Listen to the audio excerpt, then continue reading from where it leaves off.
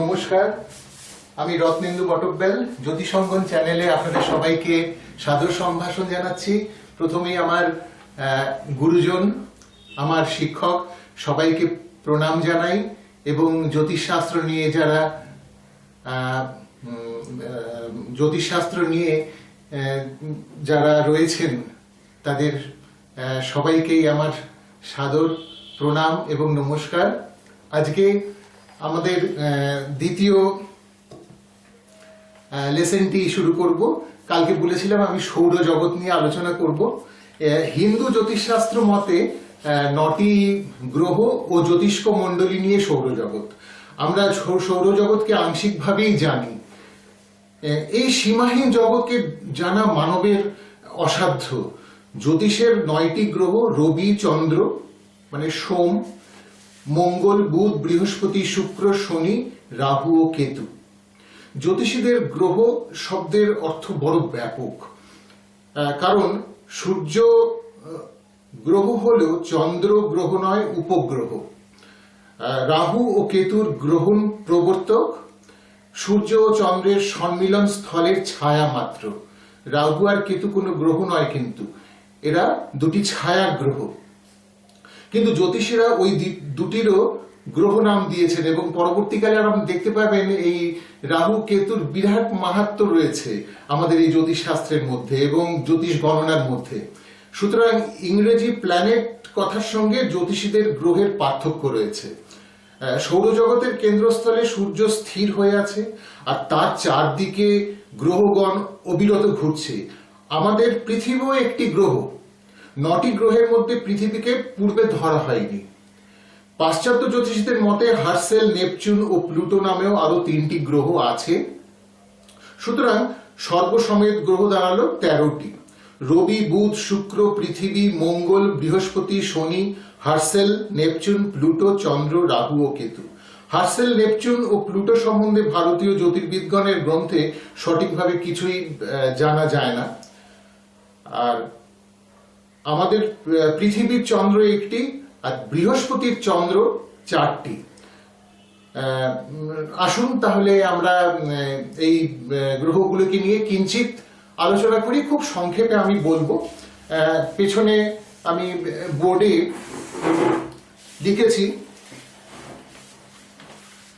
যেমন বৃহস্পতির চন্দ্র, এই সকল বৃহস্পতির যে চন্দ্র রয়েছে এইখানে দেখতে পাবেন এই যে বৃহস্পতির চন্দ্র আছে।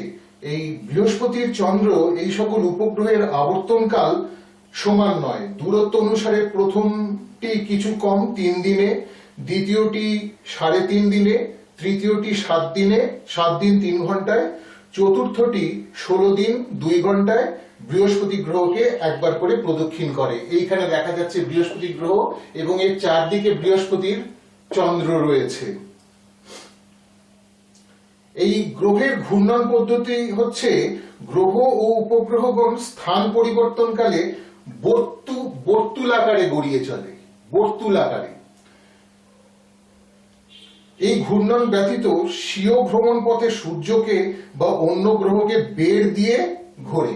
সূর্য বা অন্য গ্রহগুলোকে বেড় দিয়ে এই গ্রহগুলি সব ঘুরে যাচ্ছে। হ্যাঁ, এই ঘূর্ণন ব্যতীত স্বীয় ভ্রমণ পথে সূর্যকে বা অন্য গ্রহকে বেড় দিয়ে ঘোরে। গ্রহদের ঘূর্ণন অনেকটা উপবৃত্ত, এলিপ্টিক্যাল। উপগ্রহদের অনেকটা, আর উপগ্রহগুলো সর্পিলাকারে ঘুরছে। তো আসুন প্রথমে আমরা সূর্য সম্বন্ধে বলি। এইখানে দেখানো হয়েছে এই সূর্য, বিরাটকায় সূর্য। সূর্য সৌরজগতের আদি ও কেন্দ্র। সূর্য সৌরজগতের আদি ও কেন্দ্র। বৃহস্পতি, শনি প্রভৃতি গ্রহগণ এই সৌরজগতের সবকিছুই এই সূর্য হতে হয়েছে। জগৎ প্রসবিতা বলে সূর্যের অপর নাম সবিতা। ইনি মহাদ্যুতিময়। আর্য ঋষিগণ এই জগৎ প্রসবিতা সবিতার স্তব করেই জ্ঞান ও আলো লাভ করেছেন। রবির প্রাণদায়িনী মরিচিমালাই শস্য শ্যামলা বসুন্ধরায় জীব সৃষ্টির কারণ। গভীরভাবে চিন্তা করলে মনে হবে যে জ্যোতিষ্ক মণ্ডলীর জ্যোতিষ শক্তি ব্যতীত পৃথিবী ও তার জীবপুঞ্জে আর কিছুই নেই। সূর্য পৃথিবীর চেয়ে প্রায় 14 লক্ষ গুণ বড় এবং গুরুত্বে এত বড় যে তার সংখ্যায় লিখে শেষ করা যায় না। সূর্য থেকে পৃথিবী 4,57,15,000 ক্রোশ দূরে রয়েছে। মানে এটাকে যদি আমি বলি মাইলে, তাহলে বলতে পারি 92,935,700 মাইলস। 92,935,700 miles.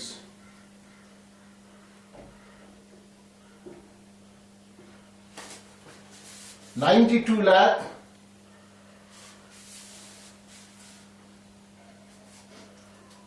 935,700 miles। আপনারা এটা নোট করে নিতে পারেন।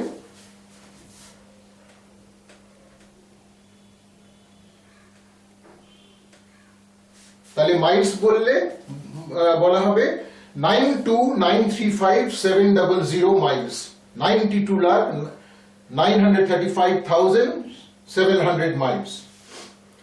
সূর্য থেকে পৃথিবী, আর ক্রোশে যদি বলি, এর বাংলায় অনেকে এটিকে ব্যাখ্যা করেছেন ক্রোশে, তাহলে 457,15,000 4,57,15,000 ক্রোশ দূরে এই সূর্য রয়েছে। আলোর গতি প্রতি সেকেন্ডে প্রায় 3 লক্ষ কিলোমিটার, কিন্তু সূর্য থেকে পৃথিবীর বুকে আলো পৌঁছাতে 7 মিনিট 45 সেকেন্ড লাগে। শব্দের গতি প্রতি সেকেন্ডে 11,000 ফুট। অতএব সূর্য থেকে পৃথিবীতে শব্দ পৌঁছতে 14 বৎসর লাগবে। দূরবীক্ষণ যন্ত্রের সাহায্যে দেখলে সূর্যের মধ্যে নানা প্রকারের চিহ্ন দেখা যায়। ওই চিহ্নগুলি অন্ধকারময়। সূর্যের কটিবন্ধের উপর কোনো চিহ্ন দেখা যায় না।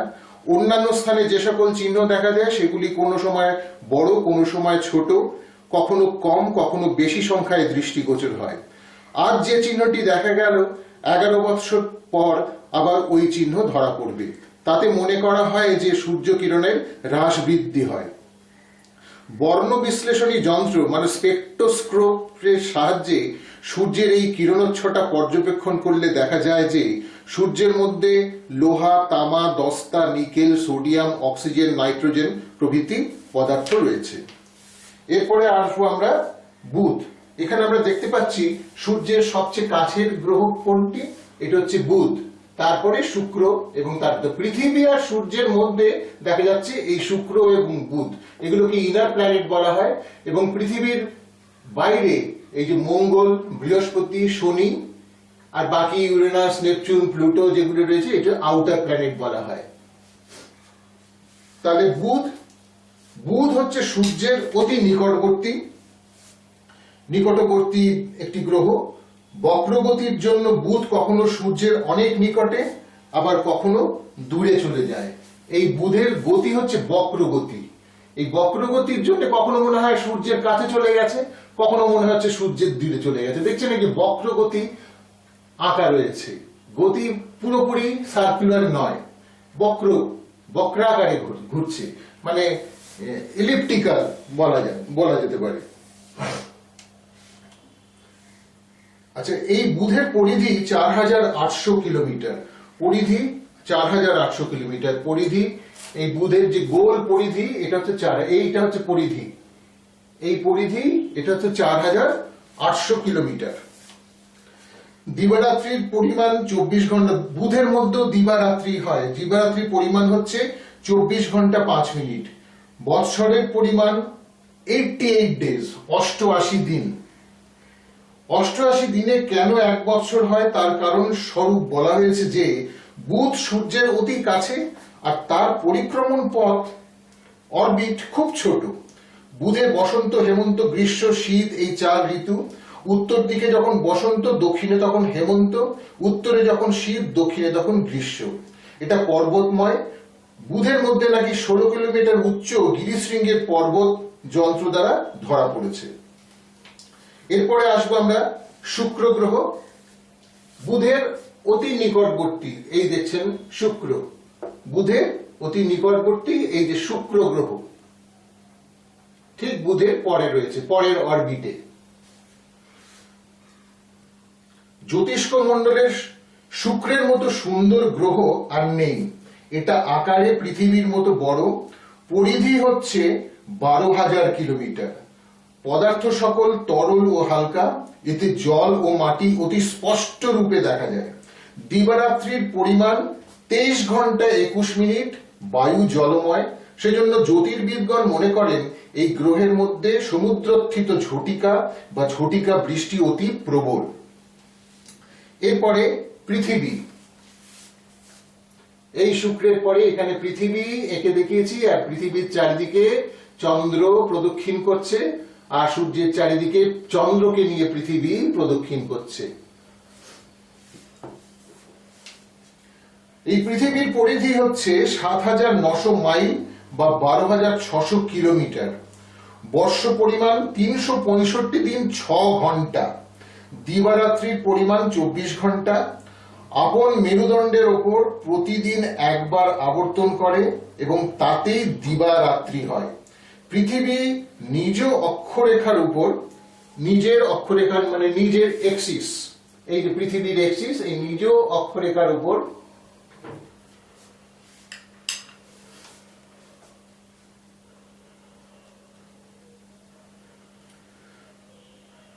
তেইশ ঘন্টা 56 মিনিটে একবার করে ঘোরে। পৃথিবী নিজ অক্ষরেখার উপর 23 ঘন্টা, পৃথিবী নিজ অক্ষরেখার উপর 23 ঘন্টা 56 মিনিটে একবার করে ঘুরছে।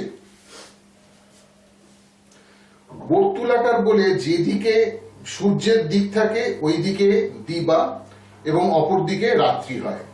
এই মেরুদণ্ড লম্বালম্বি ভাবে অবস্থিত নয়, একটু তির্যক বা হেলানো। পৃথিবীকে আমি দেখিয়েছি একটু তির্যক, একদম সোজাসুজি নয়, একটু তির্যক, তির্যক ভাবে হেলানো রয়েছে। এই বর্তুলাকার বলে যেদিকে সূর্যের দিক, সে আগেই বললাম। আচ্ছা, এই পৃথিবীর যে মেরুদণ্ড লম্বালম্বি ভাবে অবস্থিত নয়, একটু তির্যক বা হেলানো। এজন্য প্রতি 3 মাস অন্তর একদিন দিবারাত্রি সমান হয়। ঋতু পরিবর্তনের হেতুও তাই। যখন মেরুদণ্ডের উত্তর প্রান্ত বা সুমেরু সূর্যের মুখোমুখি হয় তখন গ্রীষ্ম, সূর্যের যখন এদিকটা গ্রীষ্ম,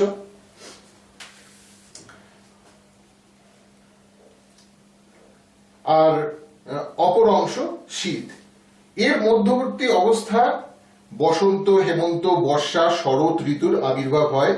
অন্য কোনো গ্রহের এরূপ হয় না। চন্দ্র, এরপরে আসছি চন্দ্র। এই পৃথিবীর চারিদিকে ছোট্ট করে দেখানো রয়েছে, এইখানে চন্দ্র। এই পৃথিবীর চারদিক দিয়ে এই চন্দ্র ঘুরছে, এই চন্দ্র।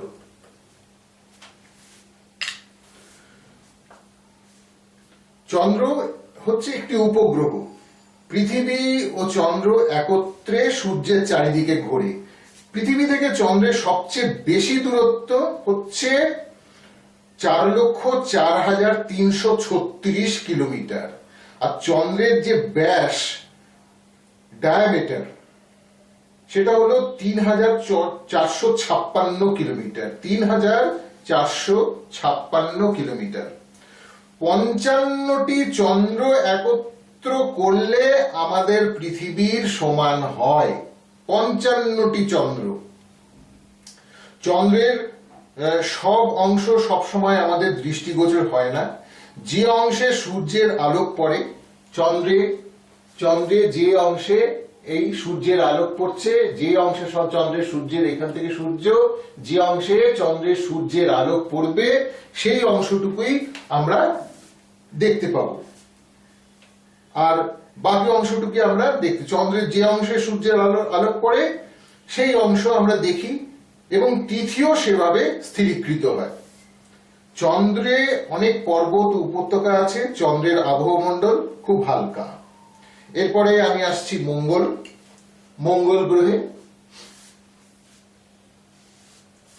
এই যে মঙ্গল, পৃথিবীর পরেই মঙ্গল গ্রহ। এখানে মঙ্গল গ্রহ দেখানো রয়েছে। এই মঙ্গল সূর্যকে 693 দিনে একবার প্রদক্ষিণ করে। বর্ষ পরিমাণও তাই। এর কিরণ একদিকে লাল, অপর পার্শ্বে হলুদ রঙের। এর জলবায়ু পৃথিবীর জলবায়ুর মতো, ব্যাস 7200 কিলোমিটার। 24 ঘন্টা 37 মিনিট 22.3 সেকেন্ডে দিবারাত্রি হয়। আবার বলছি, 24 ঘন্টা 37 মিনিট 22.3 সেকেন্ডে এই মঙ্গলে দিবারাত্রি হয়, মানে একদিন হয় মঙ্গল। মঙ্গল পৃথিবীর চেয়ে অনেক ছোট, আকারে পৃথিবীর প্রায় 6 ভাগের 1 ভাগ। মঙ্গলেরও দুটি চন্দ্র আছে, এদের নাম হচ্ছে ফিবস অ্যান্ড ডিমিস। ফিবস অথবা ডিমিস, ফিবস এবং ডিমিস, এটা মঙ্গলের দুটো উপগ্রহ। এই মঙ্গলের চারিপাশে উপগ্রহগুলি অবস্থিত। এই দুটো উপগ্রহ এখানে ফিবস অ্যান্ড ডিমিস। এরপরে আসবো বৃহস্পতি। বৃহস্পতি গুরু মহারাজকে এই যে এইভাবে এখানে দেখানো রয়েছে। বৃহস্পতি পৃথিবী অপেক্ষা প্রায় 5 গুণ দূরে থেকে 11 বছর 10 মাস সময়ের মধ্যে একবার সূর্যকে প্রদক্ষিণ করে। বৃহস্পতির রশ্মি শ্বেত ও স্নিগ্ধ। এটা মঙ্গল গ্রহের চেয়ে বেশি উজ্জ্বল। অমাবস্যা রাত্রিতে বৃহস্পতিকে সুন্দর ও স্পষ্টভাবে দেখা যায়। পৃথিবীর চেয়ে প্রায় 1250 গুণ বড়। বৃহস্পতির চতুর্দিকে দুটি নক্ষত্র বলয় আছে। বৃহস্পতির ব্যাস 1,42,000 কিলোমিটার। 1,42,000 কিলোমিটার। এরপর আসবো শনি। বৃহস্পতির পর এখানে দেখানো রয়েছে শনি। শনির বর্ণ হরিদ্রাভ। সূর্যকে 29 বছর 5.5 মাসে একবার প্রদক্ষিণ করে। এই দেখুন, এই প্রদক্ষিণ করার এই যে এর অরবিটটা দেখানো রয়েছে, এই রাস্তা ধরে সূর্যকে 29 বছর 5.5 মাসে একবার প্রদক্ষিণ করবে এই শনি গ্রহ। অনেক দূরে বলে এর আলো ও আকার স্পষ্ট দৃষ্টগোচর হয় না। পৃথিবী থেকে আকারে 750 গুণ বড়। শনির চন্দ্র 8টি। শনিরও চন্দ্র আছে, শনির চারিদিকে উপগ্রহ আছে, সেগুলোকে চন্দ্র, সেই চন্দ্র বলা হয়েছে শনির চন্দ্র। মোট 8টি চন্দ্র রয়েছে। শনির চতুর্দিকে অগণিত তারকা বলয়াকারে ঘুরছে। অগণিত তারকা, শনির চতুর্দিকে অনেক ছোট ছোট তারকা, অগণিত তারকা, ছোট ছোট তারাও বলয়াকারে শনির চারদিকে কিন্তু ঘুরছে। এই তারকাগুলোকে শনি চক্র বলা হয়। বৃহস্পতি ও শনি পৃথিবী থেকে বহু দূরে থাকলেও পৃথিবীর গতির উপর এদের প্রভাব খুব বেশি। এই দুটি গ্রহের আকর্ষণের জন্য পৃথিবীর কক্ষচ্যুত হতে পারে না। শনির ব্যাস হচ্ছে 1,20,000 কিলোমিটার। আজ এই পর্যন্ত। আমি একটু সংক্ষেপে এই গ্রহগুলির ব্যাপারে বললাম, এটা জানা দরকার। এবং এর ব্যাপারে যদি আরো আপনারা জ্ঞান আহরণ করতে চান, অনেক জ্যোতিষের বই বাজারে পাওয়া যায়, সেগুলো থেকে আপনারা দেখতে পারেন, পড়তে পারেন। খুব সংক্ষেপে আমি এই আলোচনা করলাম।